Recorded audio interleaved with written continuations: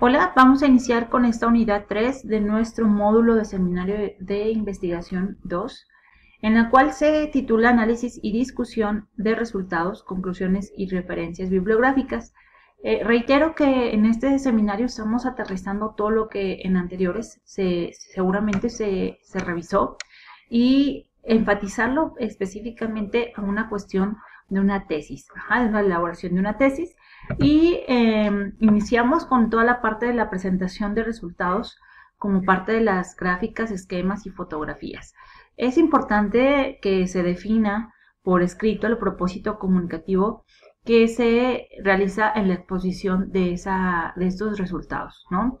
Estos aspectos, tanto la parte del objetivo como la justificación y el propósito, constituyen una guía para el diseño de la presentación y mantienen la unidad de un propósito. Evidentemente tenemos que identificar que nuestro propósito comunicativo va a ser pues, redactar, transmitir esa información que yo obtuve de una investigación, ¿vale? Bueno, pues como ejemplo, en un propósito comunicativo, se argumenta en favor de la evaluación formativa abierta en el campo editorial, la diversidad, géneros textuales en revistas, la necesidad de aplicar instrumentos de evaluación desde la textualidad y la pertinencia de capacitar en escribir para publicar, ¿no? Prácticamente vemos que en un propósito comunicativo se lleva una cierta subjetividad en lo que yo quiero comunicar, en lo que yo quiero que ustedes identifiquen, que yo quiero que ustedes valoren. Está el objetivo, que es exponer o explicar e informar el proceso de investigación, enfatizar en la metodología, los resultados, la discusión, las conclusiones, toda esa parte como objetivo, ¿vale? También en la presentación de resultados como gráficas, esquemas y fotografías, es importante mencionar estos resultados y la discusión, donde se presenta la síntesis de los resultados y los aspectos más relevantes encontrados durante el proceso investigativo, los cuales, pues bueno, van a explicar y discutir qué significan esos hallazgos. Esto es lo que se muestra prácticamente en unos resultados de discusión, que también lo retomaremos en futuro. En cuanto a la presentación de los resultados, como gráficas y esquemas, algunos trabajos, sobre todo en aquellos que utilizan datos estadísticos para apoyar esta información, deben de contener estas esquemas gráficas, y estos apoyos visuales van a permitir lograr una mejor comprensión de la temática, y aún así que no sea cuantitativa nuestra investigación y que utilice datos estadísticos. También muchas veces por la parte descriptiva o documental necesitamos apoyarnos de estas ilustraciones, y que también en su momento se colocan en un índice. También es importante que de manera una investigación cuantitativa, donde se muestra gráficamente los resultados u otros datos con base a lo que se puede comprobar la hipótesis, y se colocan de manera en la cual evidentemente va acompañada de una explicación. Y tener todos estos elementos va a contribuir a que la presentación de resultados sea mucho más clara. Y bueno, para comenzar a elaborar los apartados, se propone un modelo de redacción para añadir la información de las fichas de trabajo, y se inicia, por ejemplo, con una lluvia de ideas. Aquí estamos dando ejemplos de cómo se muestran los datos cuantitativos o cualitativos y mixtos, y que es importante revisar la coherencia entre la información que trabajas en el capítulo de los instrumentos a emplear. Y esto se debe a que puedes elegir un elemento que resulte más útil de acuerdo a la información presentada. Puedes utilizar tablas para ordenar la información, si es que la tienes de manera cuantitativa, o bien puedes hacer uso de imágenes para mostrar las partes que componen un elemento, o incluso en el área forense, evidentemente a veces nos apoyamos de fotografías reales en las que tenemos que ponernos a referencia o de dónde es obtenida, y ponemos ciertas identificaciones que puedan mostrar lo que yo estoy explicando en mi tesis. Los datos también que se pueden implementar en la parte de los resultados como demostración de la parte ilustrativa. Es importante que tú menciones los elementos que vas a utilizar dentro del desarrollo de la redacción del capítulo y debes incluir una explicación, interpretación y análisis, lo que les comentaba. Vas a poner una imagen, una tabla seguramente, pero tienes que poner la explicación de dicho contenido. No solamente es poner la tabla y ya, sino que pones incluso como bien lo muestro en el ejemplo, la tabla, y en este caso dice muchas sales químicas saben saladas. Véase tabla 6.3, los sabores amargos, etcétera, etcétera. Así es como tenemos que manifestarlos.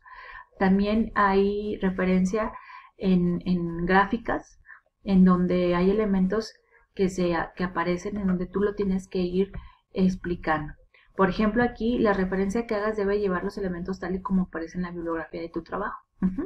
Y evidentemente no vamos a olvidar las gráficas, las tablas, esquemas y cuadros, que también son importantes para el desarrollo de la investigación.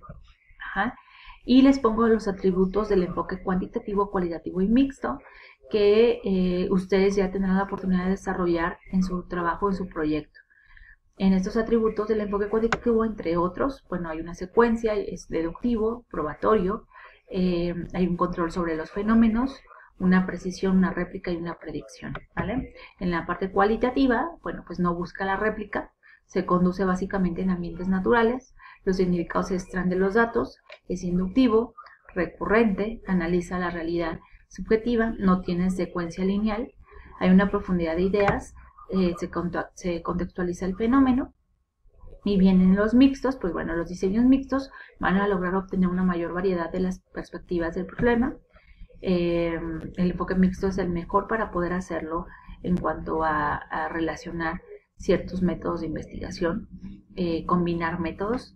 Aumentamos no solo la posibilidad de ampliar las dimensiones de nuestro proyecto de investigación, sino que también el entendimiento es mayor y más rápido.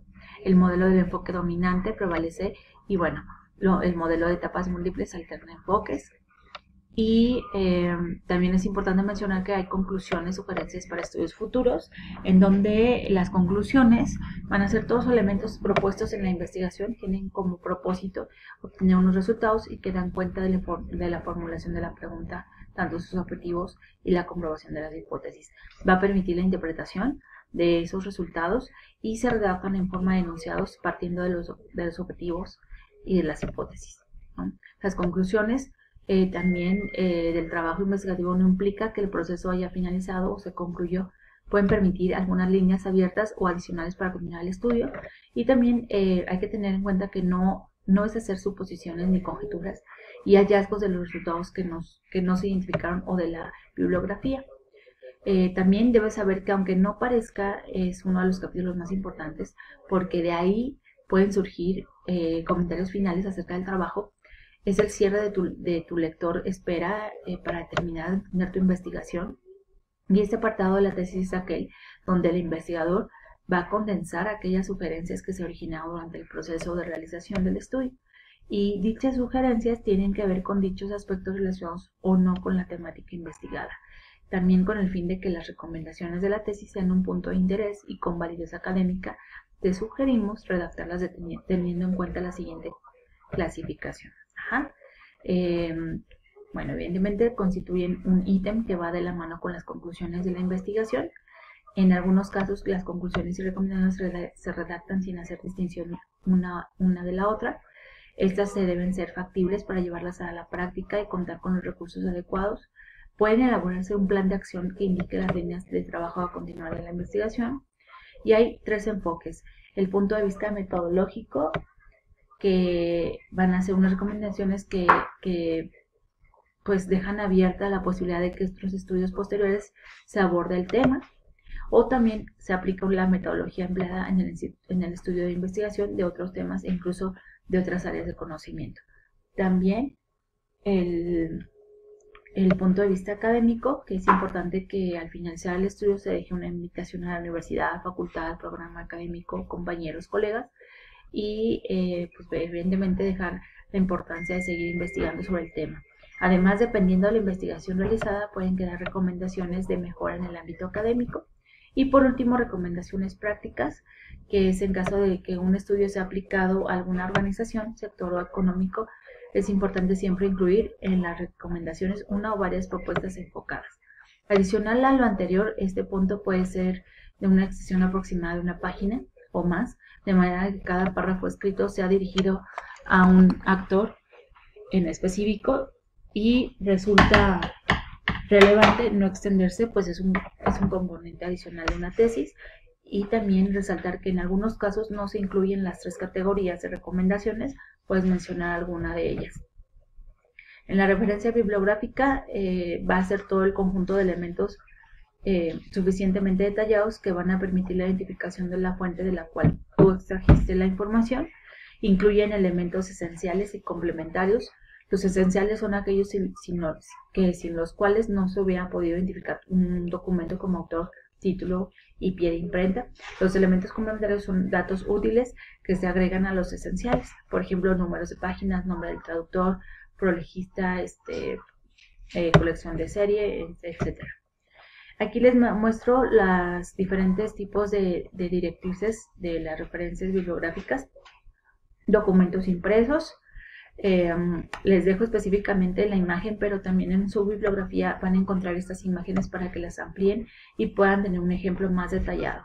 También las publicaciones periódicas, cómo se llegan a referenciar. Les dejo de igual manera la especificación del contenido de las publicaciones periódicas, lo que tienen que contener y su ejemplo.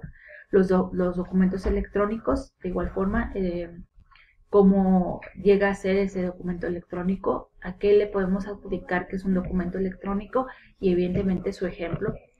Y bueno, cómo organizar la lista de referencias. Se va a alfabetizar letra por letra y palabra por palabra. Por ejemplo, Corral procede a Corrales, ¿no? Si hay más de una referencia de un mismo autor, se pone en orden cronológico de la más antigua a la más reciente. Aquí les pongo los tips y referencias específicos que tienen que tomar en cuenta para la organización de las referencias. Y el ejemplo de una lista de referencias siguiendo las directrices de marca, como lo marca la Asociación de Psicología Americana. Y también en la bibliografía, en el tema número 1, si no me equivoco, en la unidad 1, en el tema 1, les dejo un formato en Word donde pueden ir, prácticamente es un esqueleto para que lo puedan ir llevando a cabo. Muchas gracias.